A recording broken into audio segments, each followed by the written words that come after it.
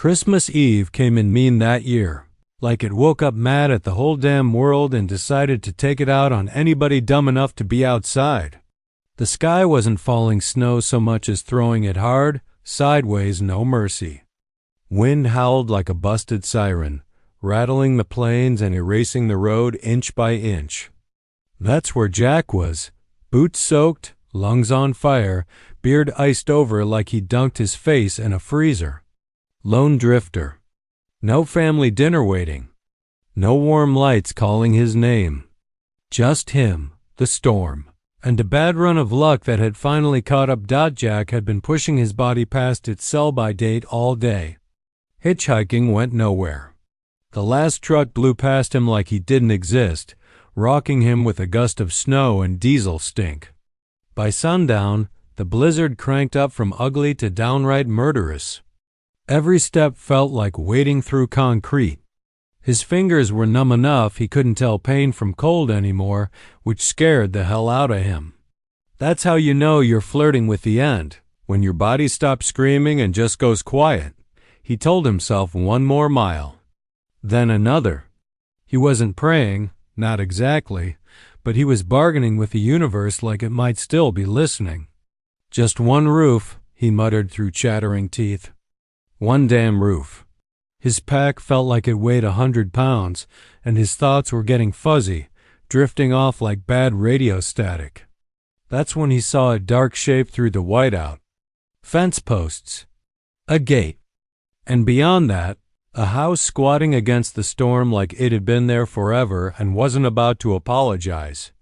Sarah's ranch sat way off the beaten path, the kind of place maps forget on purpose.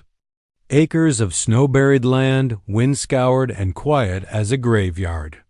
The house itself was solid, low and wide, built to take punches from weather that didn't play fair. Smoke crawled out of the chimney, thin but steady. To Jack, it looked like salvation wrapped in wood and frost. His legs damn near gave out when he reached the fence.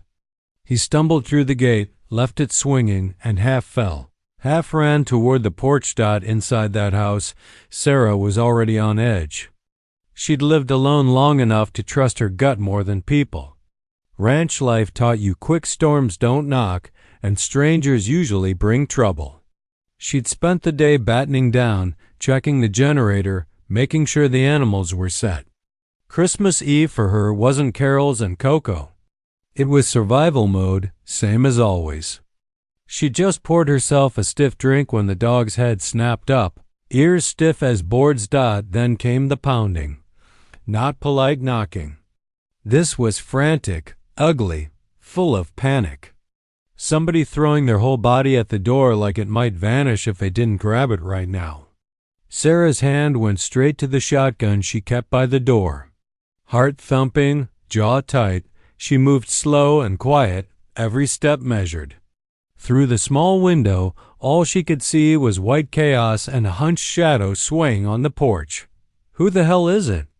She called out, voice sharp enough to cut glass. Jack heard her, but couldn't answer right away. His mouth wouldn't cooperate. He leaned his forehead against the door, leaving a smear of melting snow. "Please," he croaked finally. "Just need a place to warm up. Storm's gonna kill me out there."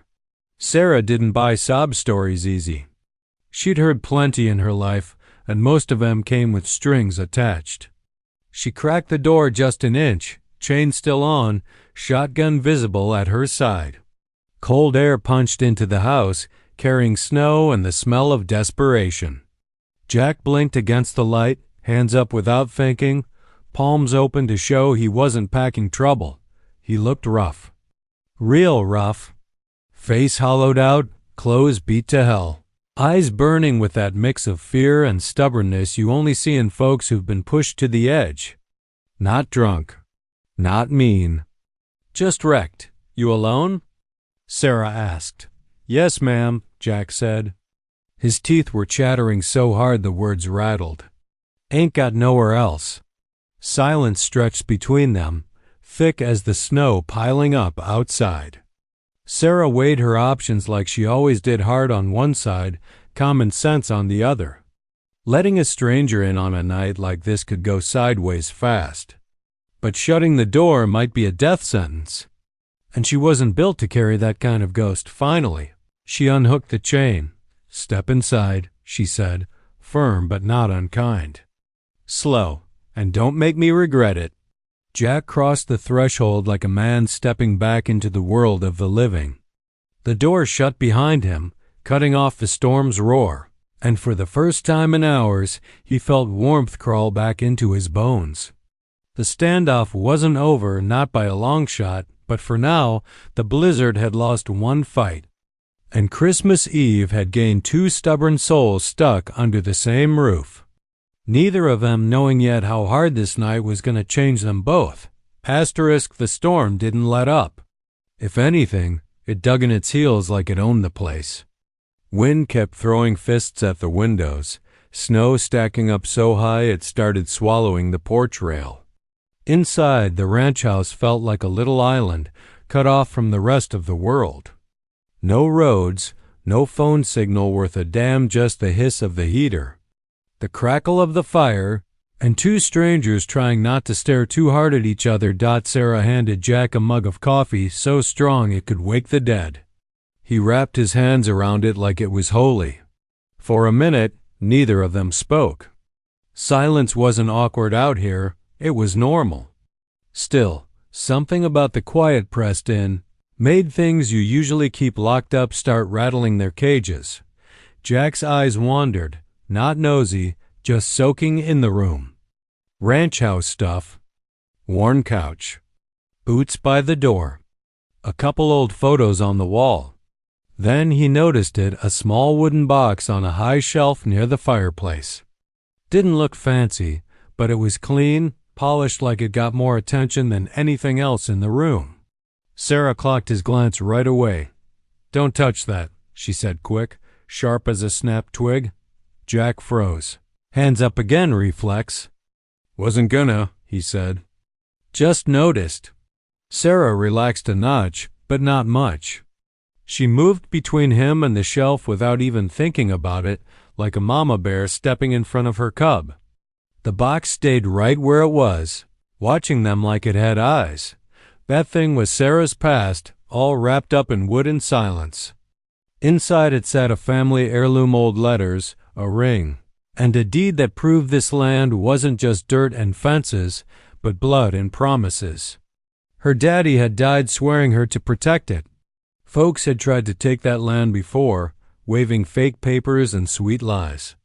That box was proof, leverage, and memory all in one. Lose it, and she'd lose more than property. She'd lose the last piece of family she had left. So yeah, she guarded it like Fort Knox. Jack clocked the tension and backed off. He knew that look people got it when something mattered more than pride. He took a sip of coffee and stared into the fire instead. Flames danced, popping like they were gossiping. "You don't talk much," Sarah said finally, voice softer now. Jack gave a half smile. "Talking's never fixed much for me." "Fair enough." Still, the night was long, and the storm wasn't going anywhere. Forced together like two cards in a bad hand, they started sharing space, if not words. Sarah tossed him a dry sweater. Jack shed his soaked jacket, revealing old scars on his forearms, thin white lines, some clean, some jagged. Work scars. Maybe worse. Sarah noticed but didn't ask. Out here, you learn when to keep your mouth shut. Later, when the wind howled so loud it sounded like the roof might peel off, Jack spoke up without looking at her. "I had a place once," he said. "Didn't work out." Sarah leaned against the counter, arms crossed. "Most folks do." Jack nodded. "Mine burned down. Not the fire kind." He tapped his chest with two fingers. "Life kind." That was all he offered, but it was enough to paint a picture.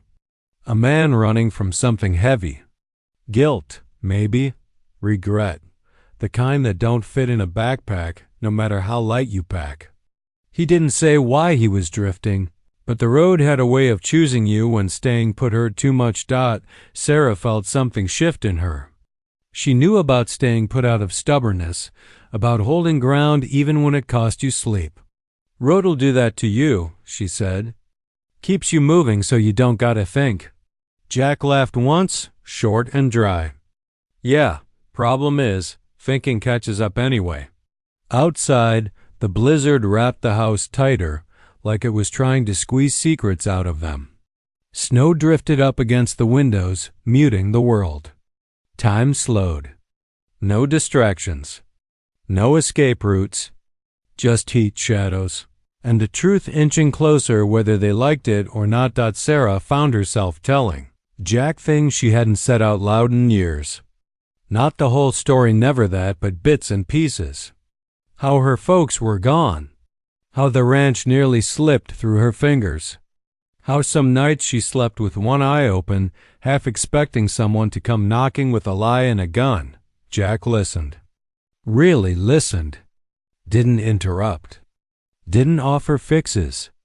That alone chipped a crack in her armor. And Jack? The longer he stayed, the less he felt like bolting.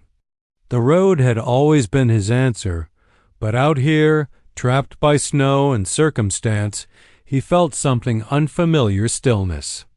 Scary as hell, but kind of peaceful too. Sarah wasn't judging him. Wasn't pushing. Just existing in the same space, letting him breathe. By the time the fire burned low, the standoff from earlier felt like it belonged to another lifetime. They were still guarded, still carrying their ghosts, but the blizzard had done its work. It locked them in, shut the world out, and started sanding down the rough edges. Secrets were still buried, sure, but the snowdrift was thinning, and beneath it, something human was starting to show. By the time the clock crawled past midnight, the blizzard was still throwing a tantrum like it hadn't burned off any steam at all. Snow packed in tight around the ranch house, sealing it up like a freezer bag. Power flickered once, twice, then quit for good. The lights snapped off, and the heater coughed itself into silence. For a second, the dark felt heavy, like it might crush the air right out of the room. Sarah didn't panic. Panic was for folks who hadn't grown up learning how to ride out hell. She grabbed a flashlight, jaw set. Generator's probably iced up, she said. We'll manage. Jack nodded, already pulling his boots back on.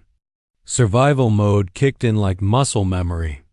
Didn't matter where you were from, cold was cold, and you either worked together or paid for it. He followed her outside into the teeth of the storm, wind slamming into them so hard it felt personal. Snow stung Jack's face like sandpaper. Sarah moved with purpose, cutting a path through drifts that came up to her knees. The generator sat half buried, choked with ice. Jack didn't wait for instructions. He grabbed a shovel, started hacking away, breath puffing out in white clouds. Sarah shot him a look, surprised, maybe impressed. They didn't talk much, just worked side by side, trading tools, blocking wind for each other when they could. It wasn't heroic. It was necessary. And somehow, that made it matter more. They got the generator coughing again, but it was weak, temperamental. Won't last all night, Sarah said, wiping snow off her brow. We gotta conserve. Inside, they shifted gears. Fireplace got fed. Extra blankets came out. Sarah showed Jack where the canned food was, how to keep the pipes from freezing solid. Jack fixed a loose shutter with numb fingers and stubborn grit. Every small win felt earned. Every mistake could have cost them. At one point, Jack slipped on the icy porch and went down hard. Sarah grabbed his arm before he could crack his skull. He laughed it off, but his hand stayed on her sleeve a second longer than needed. She didn't pull away. That small, stupid moment said more than 1,000 words ever could. Later, huddled near the fire, they shared a can of soup like it was a feast. Sarah even found a half-crushed tin of cookies she'd been saving, probably for no one. "Merry Christmas," she said dryly, handing one over. Jack grinned, real this time. Best one I've had in a while. They started talking about dumb stuff. Weather stories. Bad jobs. The worst meals they'd ever eaten. Turned out they both hated canned peaches with a passion. Turned out they both liked old country songs that sounded like heartbreak wrapped in a guitar. Small things, but they stacked up, building a bridge neither of them meant to cross. The fire popped and shadows danced on the walls. Sarah got quiet, eyes drifting to that wooden box on the shelf. Jack followed her gaze but didn't say a word. After a long beat, she stood up, walked over, and took it down. I don't usually show this, she said, voice low. But tonight feels different. Jack stayed seated, hands visible, giving her space. She set the box on the table and opened it slow, like she was afraid it might bite.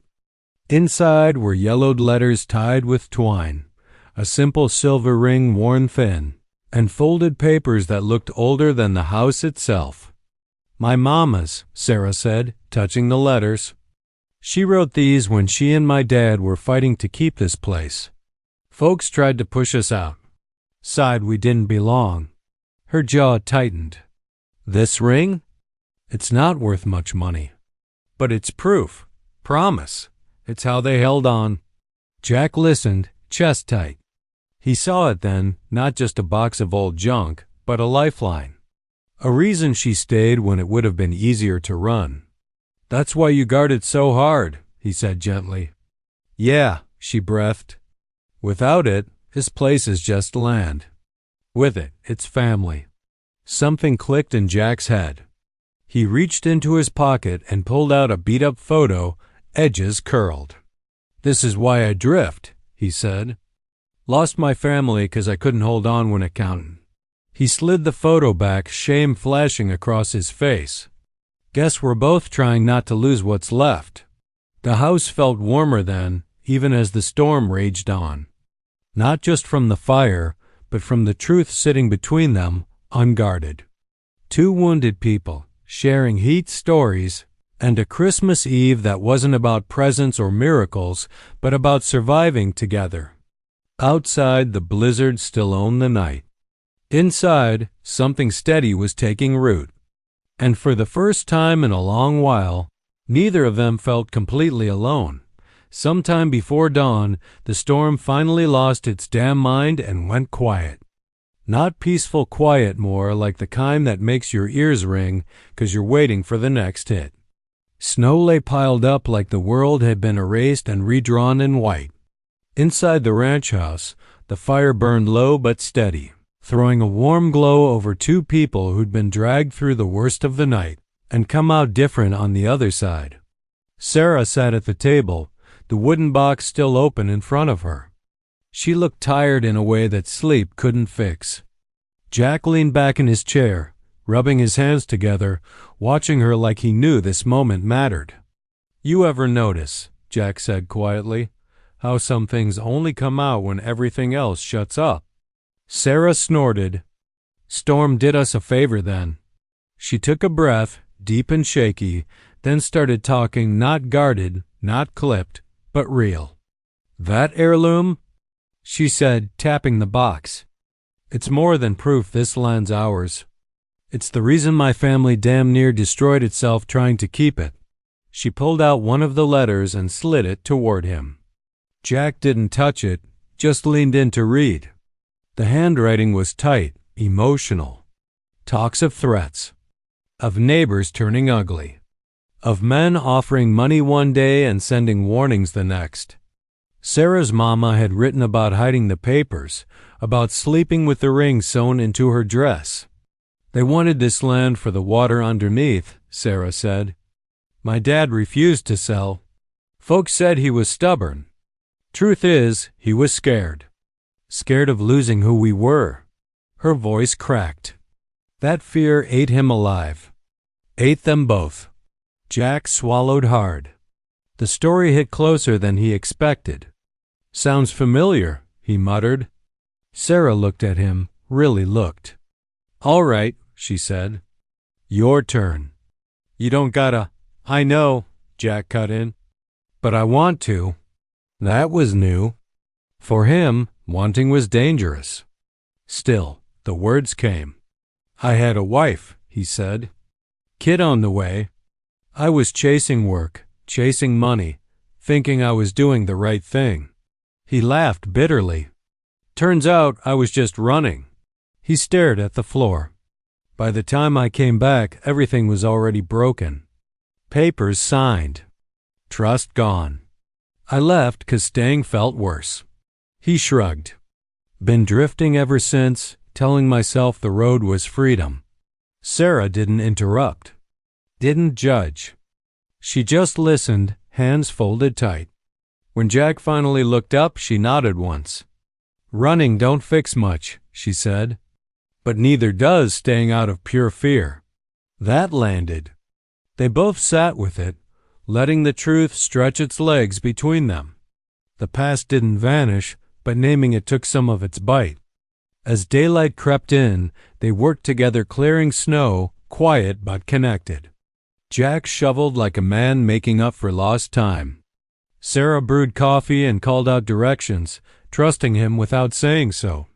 Every shared task stitched something up that had been torn for years. At one point, Jack found an old marker half buried by the fence. He brushed it off, reading the faded family name carved into it. Your folks really fought for this place, he said. Sarah nodded. Yeah, and I spent years resenting them for it. She paused. Last night made me realize something, though. That box? I've been using it like a wall. Protecting the past instead of living in the present. Jack leaned on his shovel. Past don't need guarding all the time, he said. Sometimes it just wants to be understood. She smiled at that. Small, real. The kind of smile you earn. By the time the road was barely passable again, the blizzard felt like a bad dream. Jack stood by the door, pack at his feet. Old habits tugged at him, loud as ever. Leaving was easy. Staying meant risk. Sarah crossed her arms, watching him. Road's still rough, she said. You don't gotta rush. Jack hesitated. For the first time in years, the road didn't feel like the answer. Maybe I won't, he said. At least not today. That was all it took. No promises. No big speeches. Just two broken people choosing not to bolt. The bond between them wasn't flashy. It wasn't some movie nonsense. It was forged in cold hands and shared truths, in soup cans and shovel blisters, in a storm that stripped them bare and left something honest behind. Outside, the world glittered under fresh snow. Inside, two hearts still cracked, still cautious beat a little steadier. Beyond the blizzard's eye, they found something neither of them expected, not a miracle, but a chance. And for both of them, that was more than enough. Morning rolled in slow like it didn't want to scare anybody. The sky cracked open into pale blue, and the sun spilled over the snow like it was apologizing for the mess it made overnight. The blizzard had finally burned itself out, leaving the land quiet and clean, all sharp edges softened. You could hear it then, the kind of silence that feels earned. No more wind screaming. No more ice throwing punches. Just a fresh day waiting to be claimed. Sarah stood on the porch with a mug of coffee, steam curling up around her face. She squinted at the horizon, checking fences, roads, the long stretch of white that had tried to take her house down. It was still her land, still standing. Behind her, Jack stepped out, pulling his jacket tight. He breathed in deep, like the cold air might tell him something about what came next. Funny thing was, the storm outside wasn't the only thing that had cleared. The noise in their heads, the doubt, the fear, the constant itch to run or lock down had finally gone quiet too. They'd both stared their ghosts in the face, and the ghosts hadn't won. Looks like we survived, Jack said, half smiling.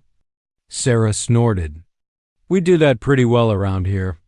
They spent the early hours checking damage, fixing what needed fixing, clearing what could be cleared. No rush, no tension, just a rhythm they'd fallen into without trying. Jack fixed a busted fence post like he'd been doing it his whole life. Sarah handed him tools, coffee, and the occasional look that said she was still surprised he was there, but glad. At some point, Jack stopped pretending he was just passing through. He didn't reach for his pack, didn't glance down the road like it was calling his name. Instead, he stayed put, shoulder to shoulder with Sarah, working the land like he belonged to it. That's when the choice showed up, plain as day. Jack broke the silence first. "I've been alone a long time," he said, not looking at her. "Told myself it was safer that way." Sarah nodded. "Yeah, me too." He wiped snow off his gloves. "Thing is, safe gets real lonely." Sarah felt that in her bones. Years of sleeping light, of guarding boxes and land and pain like they were all the same thing. She set the toolbox down and faced him. "You don't fix lonely by surviving harder," she said. "You fix it by letting someone in." They stood there, cold air biting their cheeks, hearts thumping like they were teenagers again. No fireworks. No big dramatic kiss. Just truth hanging between them, heavy and honest. "I don't want to run anymore," Jack said. "Not from this." Sarah swallowed. "Then don't." That was it. The decision. Not loud, not flashy, but solid as the ground under their boots. They weren't choosing each other because they were scared. They were choosing each other because they finally weren't. Later, inside the house, Sarah took the wooden box down one last time. She opened it, looked at the letters, the ring, the faded papers. Then she closed it and set it back on the shelf lighter somehow. "My parents thought this was the most important thing in the world," she said. And maybe it was. For them. Jack leaned against the table. "What about for you?" She met his eyes. "For me? It's a reminder. Love's not something you lock away. It's something you live." Jack smiled, slow and real. "Guess that's the real heirloom then." They made a simple Christmas breakfast, eggs, toast, whatever they could scrape together. No tree, no gifts. But there was laughter. There was warmth. There was the kind of comfort that comes from knowing you don't gotta face the next storm alone. Outside, the snow glittered like it was proud of itself. Inside, two people who'd been knocked around by life sat at the same table, planning small things. Fixing fences. Staying a while. Maybe more than a while. The miracle wasn't that the storm passed. Storms always do. The miracle was that two stubborn, broken souls didn't go back to hiding when it was over. They chose connection. Chose risk. Chose love, the kind you build, not the kind you wish for. And that love? Stronger than any blizzard. Stronger than fear. Stronger than the past. That was the Christmas they'd remember. Not for what they got, but for who they found.